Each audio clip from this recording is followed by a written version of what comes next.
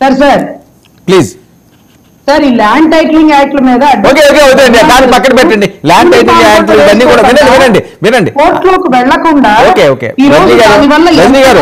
రజనీ గారు ఈ రోజు సబ్జెక్ట్ అది కాదు, టాపిక్ అది కాదు. ఆయన ఏదో బిజీ ఏదో అన్నారని చెప్పి ఆయన ఎక్స్ప్లెయిన్ చేశారు, అయిపోయింది. దాన్ని మళ్ళీ మీరు తీసుకొస్తే టైం వేస్ట్. ముద్రగడ గారు మీ గ్లాసు గుర్తు మీద కన్ఫర్మ్ అవ్వండి, మేనిఫెస్టో మీద. ఓకే సార్, ఈ రోజు ఈ గ్లాసు గుర్తు కన్ఫ్యూజ్ చేయడానికి కాదు, మాకేం అవసరం అన్నాడు రెడ్ అన్న. కానీ కొణిదెల పవన్ కళ్యాణ్ అనే పేరుతో కే పవన్ కళ్యాణ్ బకెట్, మళ్ళా ఇంకో కే పవన్ కళ్యాణ్, అది కూడా ఇంచుమించు గ్లాసు ఏదో టప్పర్వేర్ లాంటిది ఏంటో మరి. సో ఇవన్నీ కూడా కుట్రకోణంతో వైసీపీ కుట్రకోణమే చేస్తుందంటే రెడ్ అని అంటాడు మాకేం అవసరం, అసలు ఆ పార్టీలో ఏముంది అంటారు. మరి ఆ పార్టీకి ఏ న్యాయం జరిగినా ముందు మా రెడ్డనే రియాక్ట్ అవుతారు. చూడమ్మా ఇదిగో మీ విషయాలు మేనిఫెస్టోలో పెట్టలేదు, అరే రేపు చూడమ్మా రజనీ మీకు 21 ఇచ్చారు, 24 ఇచ్చారు, చూడమ్మా మీరు విడిగా కలిసి ఎందుకు వెళ్తారు. ఈ రోజు మా నాయకుడు ప్యాకేజ్ కి పడేవాడైతే ఎప్పుడో జగన్మోహన్ రెడ్డి కొనగలిగేవాడు. హెరిటేజ్ కూడా ఏం కొంటాడండి, ఈ రోజు అక్రమాసులదారుడు నిలబెట్టి 10 ఎక్కువ వేసి కొంటాడు. ప్యాకేజ్ కి పడడని ఒకడు చెప్పిన మాట వింటే అతను పవన్ కళ్యాణ్ ఎందుకని ఈ రోజు అభివృద్ధి పదంలో తీసుకెళ్లడం కోసం ఒక గొప్ప నిర్ణయం తీసుకొని టీడీపీని బీజేపీని కూడా కలిపే ఈ రోజు ముందుకు నడిపిస్తున్న వ్యక్తి పవన్ కళ్యాణ్ అని ఆ రెండు పార్టీల వాళ్ళకు కూడా తెలుసండి. ఈ రోజు 14 సంవత్సరాలు వనవాసం తర్వాత మా నాయకుడు ఈ రోజు భారీ మెజారిటీతో పట్టాభిషేకం చేసుకోబోతున్నాడని మేమందరం చాలా నమ్మకంతో ఉన్నాం. రెడనా మళ్ళీ ఎలక్షన్ అయిపోయి కూర్చుందాం, ఆయన ఎవరో రెడ్డిగా మార్చుకుంటానన్నాడు, ఆయన అక్కర్లేదు, ఆయన ఆల్రెడీ రెడ్డి. అది అందరికీ దృఢమైన సంకల్పం. మా అన్న పడిన కష్టాలు, ప్రజల్ని వేడకుండా ఆయన చేసిన ప్రయత్నం, దశాబ్ద కాలం నుంచి జనాలతో ఉన్నటువంటి పరిస్థితి, ఈ రోజు పిఠాపురం వాసులు నా బిడ్డే ఇంటికి వచ్చాడు అన్నట్టుగా రోజు భారీగా జరుగుతుందండి. రజనీ గారు ఏంటి పట్టాభిషేక కార్యక్రమం ఏంటి సార్? ఈ రోజు మా నాయకుడు ఒక ఎమ్మెల్యేగా గెలవబోతున్నాడు, భారీ మెజారిటీతో రాబోతున్నాడు. కేంద్ర మంత్రి పదవిని కూడా వదులుకొని నాకు అవన్నీ వద్దు, జనాలతోనే ఉండాలని ఎండకి వానకి రజనీ గారి కేంద్ర మంత్రి పదవి ఆఫర్ వచ్చిందా? 100% అండి, ఆల్రెడీ 100% అంతా రెడీ అయిపోయాక కూడా ఆయన ఎంపీగా వెళ్ళిపోతాడు అనుకున్న మూమెంట్ లో కాకినాడ ఎంపీ పదవి ఏదైతే ఉదయానికి ఇచ్చిన జనాలతోనే ఉంటాను, పిఠాపురంలో మనిషిగా ఇదే నా సొంత ఊరు అంటూ ఈ రోజు కొణిదెల వారసులందరూ వరుణ్ తేజ్ గారితో సహా ఇదే మా స్వగ్రామం. ఇంతవరకు మాకు ఒక సొంత ఊరు అనేది ఉండేది కాదు, ఎందుకంటే మా తాతగారు ఉద్యోగం ఇచ్చి అక్కడక్కడ తిరుగుతారు. మా చిన్నాయన వచ్చున్నాడు కాబట్టి ఇదే మా సొంత ఊరు అంటూ ఆ కుటుంబం మొత్తం ధృవీకరించుకొని ప్రచారంలో దిగి మీ సర్వేలో రజనీ గారు రాబోతున్నారు. రజనీ మీ సర్వేలో ఎన్ని సీట్లు గెలిపోతున్నారండి? 21కి సార్ 21కి నా రెడ్డన్న చూడండి అప్పుడే పక్కా నవ్వుతూ ఉన్నాడు. అన్నా నవ్వి నార్చనే పండితులన్నా. సార్ భారీ మెజారిటీ వస్తుంది. 21లో ఎంత మంది గెలుస్తారు అంటే సుమారుగా ఒక 18-20 దాకా వస్తుందేమో అనుకుంటున్నాను. 1 2 పోతాయి అంటే అది కూడా చెప్పలేము సార్. ఖచ్చితంగా వాళ్ళలాగా 175 అని చెత్త కబుర్లు మాత్రం చెప్పను సార్, ఎందుకంటే ఎవడు నమ్మట్లా. ప్రతిపక్షం లేకుండా అసెంబ్లీని జరగదు సార్. అన్ని రాష్ట్రాలకి దీటుగా ఈ రోజు బీహార్ కూడా 175 రాలేదేమో భారీ మెజారిటీ, అంత పీక మీద కత్తి పెట్టిన.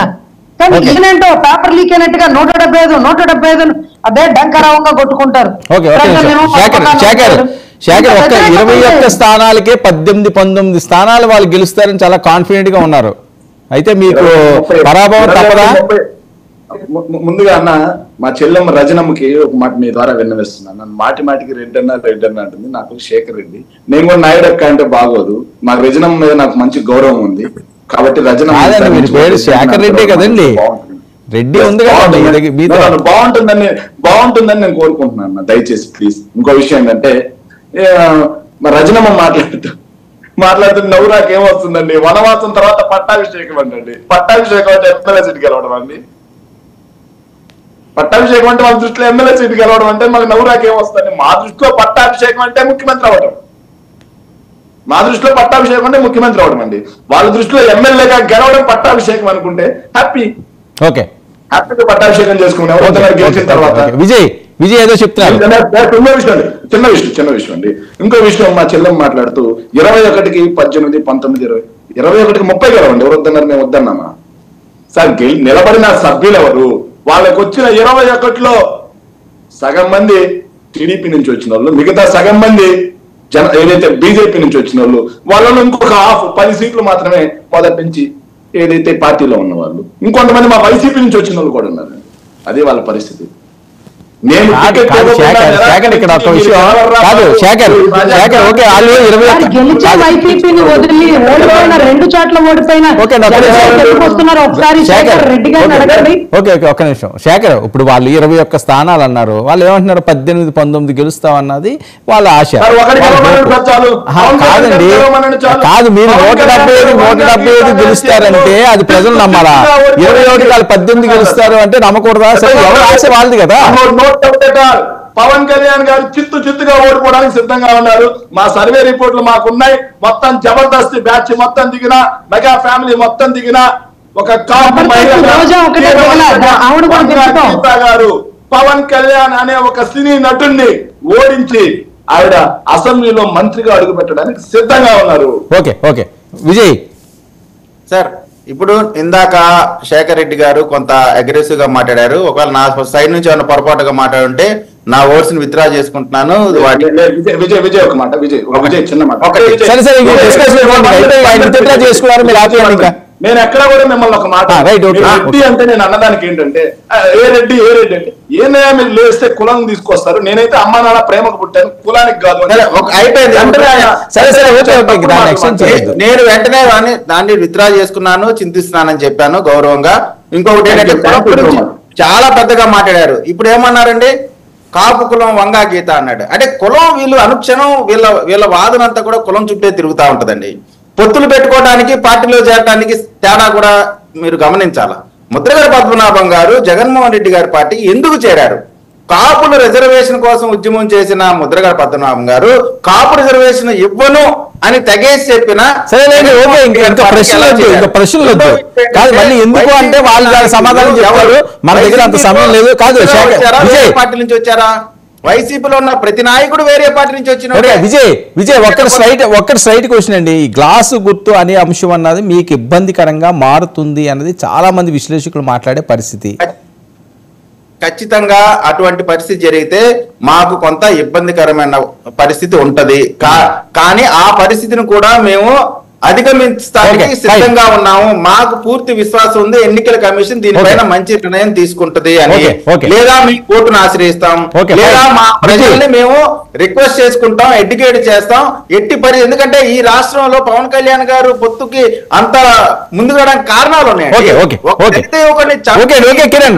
చేసినటువంటి దారుణమైన పరిస్థితి ఒక డాక్టర్ సుధాకర్ ని మళ్ళీ మీరు వెనక్కి వెళ్ళండి. అది ఇంకా డిబేట్ పాయింట్. బుజ్జి గారు, శేఖర్ రెడ్డి గారు స్ట్రైట్ గా శేఖర్ రెడ్డి గారు ఒక ప్రశ్న అడగదలుచుకున్నాను. శేఖర్ రెడ్డి గారు ఇప్పుడు మాట్లాడతా పవన్ కళ్యాణ్ గారు చిత్తుగా ఓడిపోతాకి రెడీగా ఉన్నారన్నారు. ఓకే, మీరు మీ పార్టీని గౌరవించాలి, మీ పార్టీలో అధికార ప్రతినిధిగా ఉన్నారు కాబట్టి మీ పార్టీ గురించి మాట్లాడాలి కాబట్టి మీరు ఇవాళ డిబేట్ లో వచ్చి మాట్లాడడం జరిగింది. అలాగే ముద్రగడ్డ పద్మనాభం గారి లాగా మీరు కూడా పేరు మార్చుకోవడం జరుగుతుందా పవన్ కళ్యాణ్ గారికి ఆయన గెలిస్తే? అక్కడ ఓకే ఛాలెంజ్, నేను మార్చుకుంటా, మీకు నచ్చిన పేరు పెట్టుకుంటా. పవన్ కళ్యాణ్ గారు ఓడిపోతే మీరు పెట్టుకుంటారా? నేను రెడీగా ఉన్నా, మీరు రెడీగా ఉంటారా? అరగుండి చేయించుకుంటారా? మీరు అంత బలంగా చెప్తున్నారా పవన్ కళ్యాణ్ 50,000 లక్ష్యాన్ని? పవన్ కళ్యాణ్ ఓడిపోతే అరగుండి చేయించుకోవడానికి సిద్ధపడతారు తమరు? మన ఇద్దరు సిద్ధమేనా? ఈ డిబేట్ లో లోడ్ చేసుకోండి. మీరు అరగుండి చేసుకోండి, నేను అరగుండి చేసుకుంటా. ఆయన ఓడిపోతే నేను చేసుకుంటా, ఆయన గెలిస్తే మీరు చేసుకుంటా. రెడీనా? మీరు రెడీ? పరిస్థితి ఏంటో సార్ మీరు ఇంకో మాట చెప్తున్నాను సార్. అడిగిందని పిఠాపురం కన్నా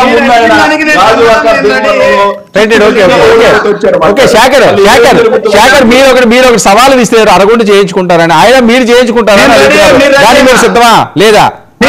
సిద్ధపడండి మాట్లాడదాం. సిద్ధపడండి. రైట్, ఓకే, మాట్లాడదాం. సిద్ధపడండి. మీరు పోయినట్టు 175 అన్నారు కదా, మీకు 100 సీట్లు కూడా రావాలి. పవన్ కళ్యాణ్ గురించి మాట్లాడమా? మళ్ళీ 170 దీనికి కూడా చాలా ఓకే. పోటీ చేసే ఇది కూడా మళ్ళీ ఓకే సవాల్ పరంపర ఎప్పుడు కొనసాగుతూనే ఉంది. మరి దీని పర్యవసానం ఏ రకంగా ఉంటుందో ముద్రగడ చేసే వ్యాఖ్యలన్నీ కూడా కలకాలం చేస్తున్నాయి. థ్యాంక్ యూ సో మచ్ కాల్పాల బుజ్జి గారు చర్చ పాల్గొన్నందుకు. థ్యాంక్ యూ రజనీ గారు, థ్యాంక్ యూ విజయ్ కిరణ్ గారు, థ్యాంక్ యూ శేఖర్ రెడ్డి గారు. ఇది ఇవాళ prime debate. Stay tuned to 99 news.